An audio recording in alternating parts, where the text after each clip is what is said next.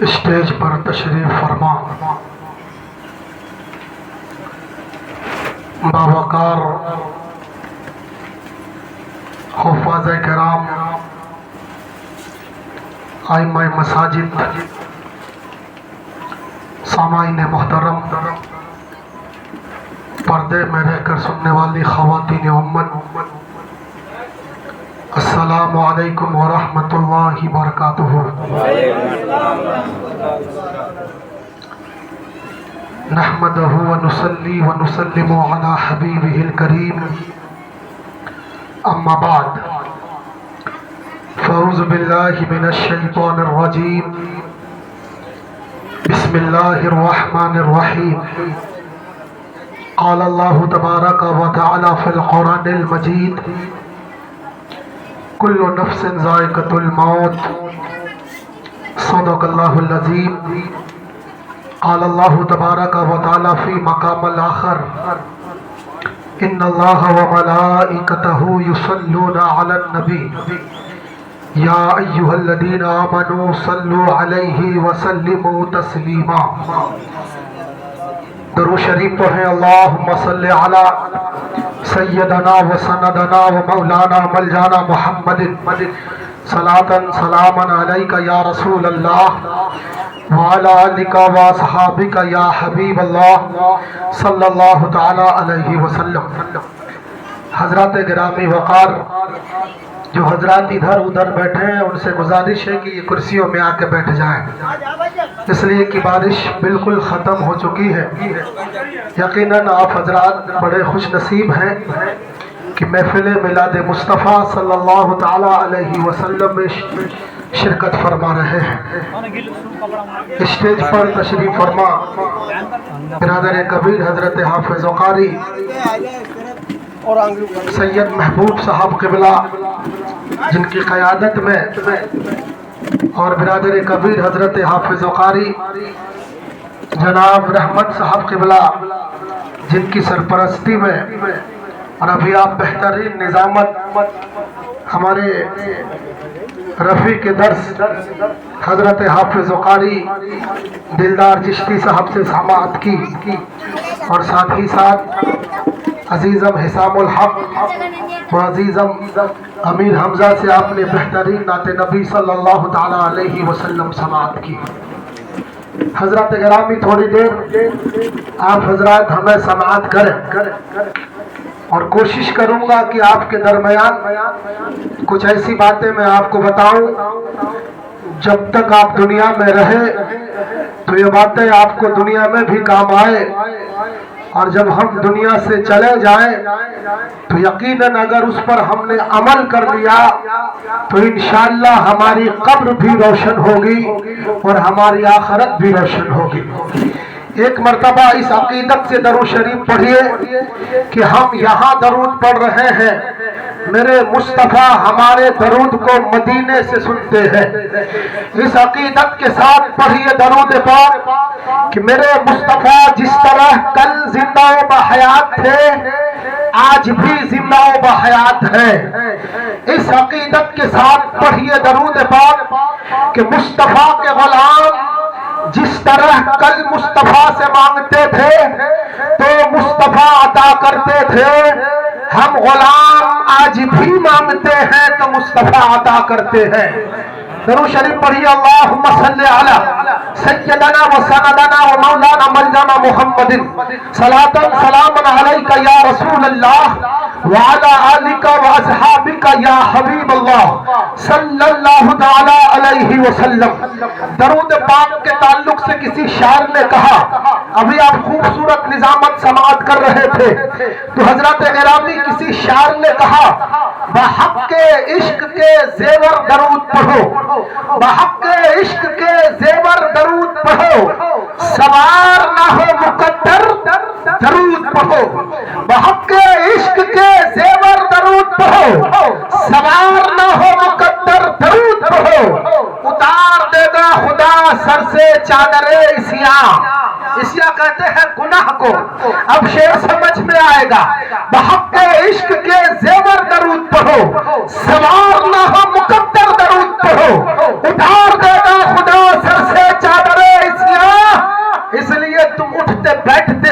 درود پڑھو، اس لیے تم اٹھتے بیٹھتے اکثر درود پڑھو۔ اور کسی شاعر نے کہا کہ مدینے میں درودوں کا جو تحفہ بھیج دیتا ہے خدا اس کی حفاظت میں فرشتہ بھیج دیتا ہے۔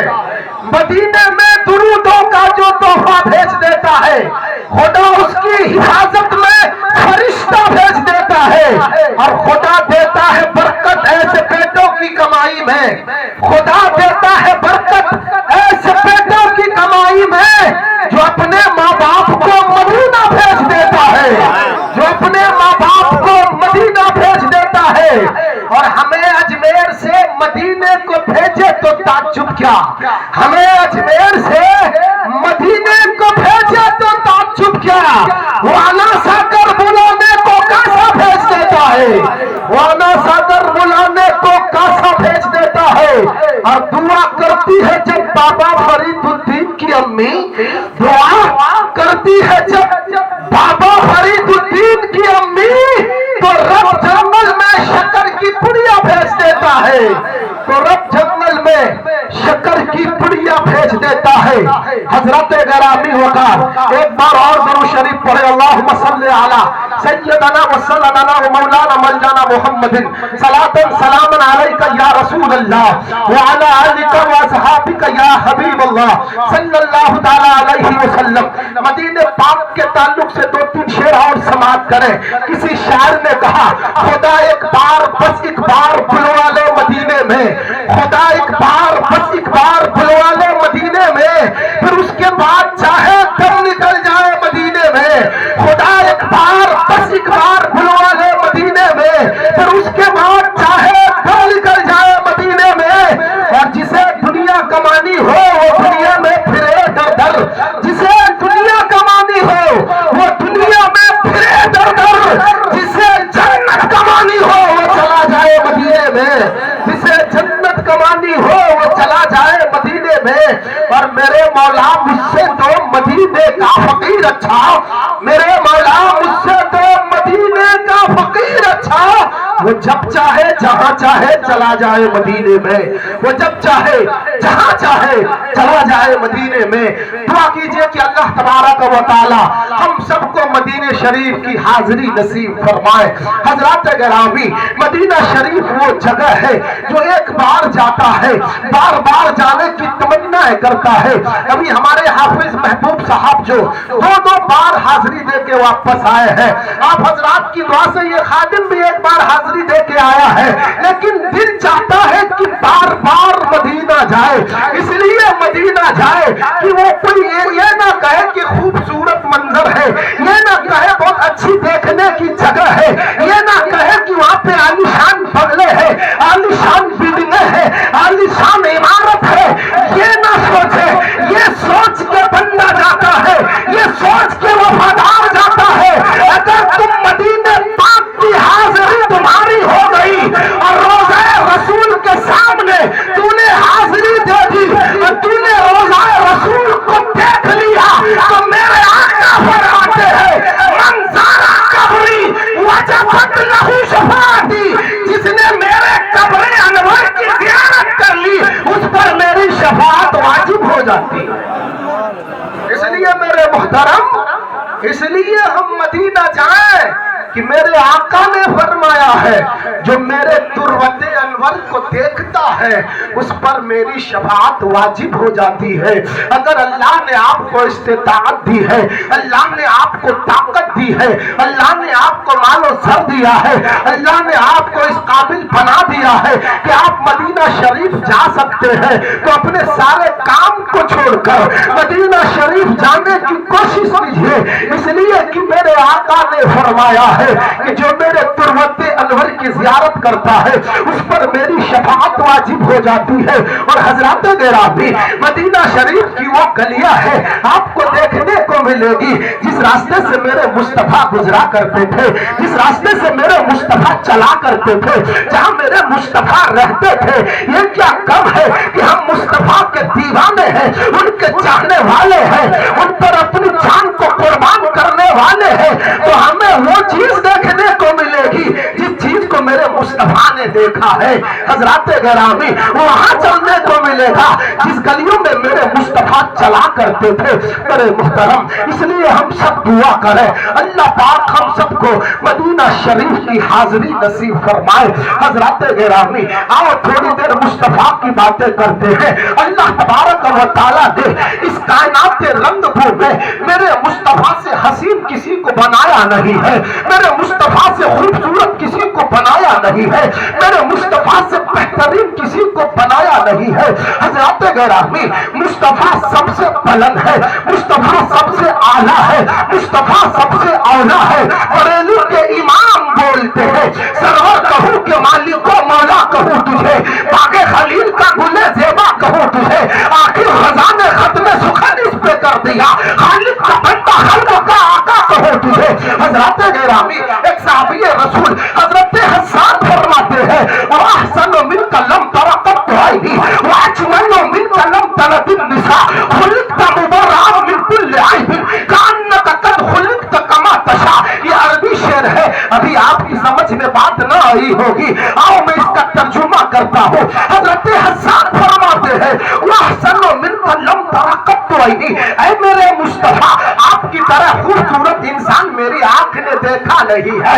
آگے فرماتے ہیں وَأَحْسَنُ مِنْكَ لَمْ تَرَ قَطُّ عَيْنِي, اے میرے رسول آپ کی طرح خوبصورت انسان میری آنکھ نے دیکھا نہیں, اور دیکھے بھی کیسے, کوئی ماں نے اس طرح خوبصورت بچہ جانا نہیں, کوئی ماں نے اس طرح خوبصورت بچہ جانا نہیں. آگے فرماتے ہیں خلقت مبرأ من کل عیب, یا رسول اللہ اللہ نے آپ کو ہر عیب سے پاک پیدا فرمایا ہے. کأنک قد خلقت کما تشاء, اے میرے رسول اللہ نے آپ کو ویسا ہی پیدا فرمایا ہے جیسا آپ پیدا ہونا چاہتے تھے. اگر اس گفتگو کو روک کر میں تھوڑا آپ کو آگے لے کر چلوں کہ آدم کو اللہ نے اپنی مرضی سے پیدا کیا, نوح کو اللہ نے اپنی مرضی سے پیدا کیا, ابراہیم کو اللہ نے اپنی مرضی سے پیدا کیا, اسماعیل کو اللہ نے اپنی مرضی سے پیدا کیا. کم اپیش 1,24,000 یا 2,24,000 انبیاء کرام اس خاندان جیتی پر تشریف لائے. اللہ نے ہر نبی کو اپنی مرضی سے پیدا کیا, لیکن جب باری آئی آمنہ کے لال کی, جب باری آئی محبوب کردگار کی, جب باری آئی ہاتھی کے سبل کی, جب باری آئی ختم الرسول کی, جب باری آئی مولا کل کی, جب باری آئی مدنی سرکار کی, جب باری آئی مکی تاجدار کی, جب باری آئی رب کے محبوب کی, تو پروردگار نے فرمایا اے محبوب کائنات کو میں نے اپنی مرضی سے پیدا کیا ہے. آدم کو اپنی مرضی سے, نوح کو اپنی مرضی سے, ابراہیم کو اپنی مرضی سے, موسیٰ و عیسیٰ کو اپنی مرضی سے. مگر محبوب میں تمہیں پیدا کرنا چاہتا ہوں میری مرضی سے نہیں. محبوب تم جس طرح پیدا ہونا چاہتے ہو اسی طرح سے پیدا ہو جاؤ. جبھی تو حضرت حسان فرماتے ہیں خلقت مبرأ من کل عیب کأنک قد خلقت کما تشاء. محبوب اللہ نے آپ کو ویسے ہی پیدا کیا جیسا آپ پیدا ہونا چاہتے تھے. سبحان اللہ سبحان اللہ ماشاءاللہ. حضرات گرامی ہم اس نبی کے امتی ہیں, اور اس نبی کے امتی بننے میں ہمیں فخر کیا ہے. اور اس بات کو میں بھی آپ کو سمجھاؤں کہ اللہ نے ہم سب کو اپنے پیارے محبوب کے امت میں پیدا کیا, اور ہمارے لیے یہ فخر ہے. فخر کیوں ہے؟ اس لیے فخر ہے کہ جس طرح میرا پیغمبر تمام نبیوں میں افضل و اعلیٰ ہے, پیغمبر پر اترنے والی کتاب قرآن پاک تمام کتابوں میں افضل و اعلیٰ ہے, اسی طرح پیغمبر کی امتی تمام امتوں میں افضل و اعلیٰ ہے. اس لیے میرے محترم, اور ہم افضل اس لیے نہیں ہے کہ ہم نمازیں پڑھتے ہیں, روزہ رکھتے ہیں, حج کیے ہیں, علم حاصل کیے ہیں, ان میں کوئی حافظ قرآن ہے, کوئی عالم دین ہے, یہ فرق نہیں ہے. ایک مطلقہ فرق ہے, ایک مطلق فرق ہے.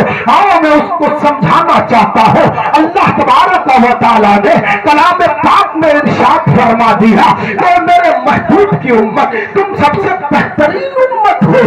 اللہ اکبر. اے میرے محبوب کی امت تم سب سے بہترین امت ہو. یہ کون کہہ رہا ہے؟ یہ خدا کہہ رہا ہے. پروردگار ہم بہترین کیوں ہے؟ ہم اعلیٰ کیوں ہے؟ ہم افضل کیوں ہے؟ ہم نمازی ہے اس لیے بہترین, ہم روزے دار ہے اس لیے بہترین, ہم عالم ہے اس لیے بہترین, ہم حافظ ہے اس لیے بہترین. پروردگار کہے گا نہیں تو مولا بہترین کیوں ہے؟ مولا ہم تو گنہگار ہے مگر تو کہتا ہے بہترین. ہم تو سیاہ کار ہے تو کہتا ہے بہترین. ہم تو خطا کار ہے تو کہتا ہے بہترین. نمازیں ہم نہیں پڑھتے ہیں تو کہتا ہے بہترین. روزہ ہم نہیں رکھتے ہیں تو کہتا ہے بہترین. زکات ہم نہیں دیتے ہیں تو کہتا ہے بہترین. مولا آخر بہترین کا سبب کیا ہے؟ تو رب فرماتا ہے بندے اس لیے بہترین نہیں ہو کہ تم نمازی ہو, روزے دار ہو, حاجی ہو, علماء ہو, حفاظ ہو. مولا پھر بہترین کیوں؟ تو رب فرماتا ہے اس لیے بہترین ہو کہ اللہ نے بہترین نبی کے امت میں پیدا کر دیا. اس لیے تم بہترین ہو کہ اللہ نے تمہیں بہترین نبی کے امت میں پیدا کر دیا. اس لیے میرے محترم تو جب اللہ ہمیں بہترین اس لیے کہہ رہا ہے کہ اللہ نے بہترین نبی کے امت میں پیدا کیا, تو آپ یہاں سے گفتگو کے رخ کو بدلو اور کہو کہ ہمیں بہترین بن جانا چاہیے. اس لیے بننا چاہیے کہ اگر آپ کے جلال پور میں کوئی ایک بہترین انسان آ کر ایسے انسان سے کہے جو شراب بھی پیتا تھا, جوا بھی کھیلتا تھا, گالیاں بھی بکتا تھا, ان سے ملاقات کرے اور کہے جلال پور کا سب سے بہترین انسان یہ ہے, تو وہ سوچے گا یار جلال پور میں بہترین تو نہیں ہوں, گنہگار ہوں, خطا کار ہوں, شرابی ہوں, لیکن ایک بہترین انسان آ کر ہمیں بہترین کہتا ہے تو ہمیں بہترین بن جانا چاہیے تاکہ ان کی نگاہ میں جب دوبارہ آئے اور پوچھے کہ وہ بہترین کہا گیا تو لوگ یہ نہ کہے حضرت جسے آپ بہترین کہتے تھے وہ تو بڑا گنہگار تھا, بلکہ وہ یہ کہے حضرت جب تک آپ نے انہیں بہترین نہیں کہا تھا وہ شراب بھی پیتا تھا, جوا بھی کھیلتا تھا, گالیاں بھی دیتا تھا, نمازیں بھی چھوڑتا تھا, لیکن حضرت جس دن سے آپ نے انہیں بہترین کہہ دیا ہے خدا کی قسم وہ بہترین ہو گیا. تو حضرات گرامی اگر ایک دنیا کا انسان ہمیں بہترین کہے تو ہم بہترین بننے کی کوشش کرتے ہیں, تو ہمیں تو میرے خدا نے کہا ہے تم بہترین ہو, تو ہمیں بہترین ہو جانا چاہیے. حضرات گرامی موت کی یہ محفل تھی, آؤ میں آپ کو تھوڑی دیر حیات اور موت کی بات سناؤں. لوگ یہ نہ کہے یار بات موت کی انہوں نے شروع کر دی, ابھی ہمیں مرنا تو نہیں ہے, ابھی ہم تو جوان انسان ہے, ابھی ہماری کھیتیاں بھی ہے, ہمارے مکان بھی ہے, ہم نے نئے نئے مکان بنائے ہیں, اس میں ابھی ہم کو رہنا بھی ہے, یہ موت کی بات کہاں سے شروع ہو گئی؟ میرے محترم موت جب آتی ہے تو یہ نہیں دیکھتا ہے یہ جوان ہے, یہ نہیں دیکھتا ہے یہ بوڑھا ہے, یہ نہیں دیکھتا ہے یہ بچہ ہے, یہ نہیں دیکھتا ہے یہ قوم کا ٹھیکیدار ہے, یہ نہیں دیکھتا ہے یہ قوم کا پردھان ہے, یہ نہیں دیکھتا ہے ان کے ذمے میں بہت سارے کام ہے. اگر موت کا وقت ہو گیا تو پھر انسان کو جانا پڑے گا. آؤ میں آپ کو ایک واقعہ کی طرف لے کے چلوں اور گفتگو کو سمیٹنے کی کوشش کروں. حضرات گرامی ایک وقت کا بہت بڑا بادشاہ تھا جن کی حکومت بھی تھی, جن کی شہرت بھی تھی, جن کے پاس خزانہ بھی تھا, جن کے پاس بھی تھا, جن کے پاس دولت بھی تھی, بے شمار اشیاء تھی.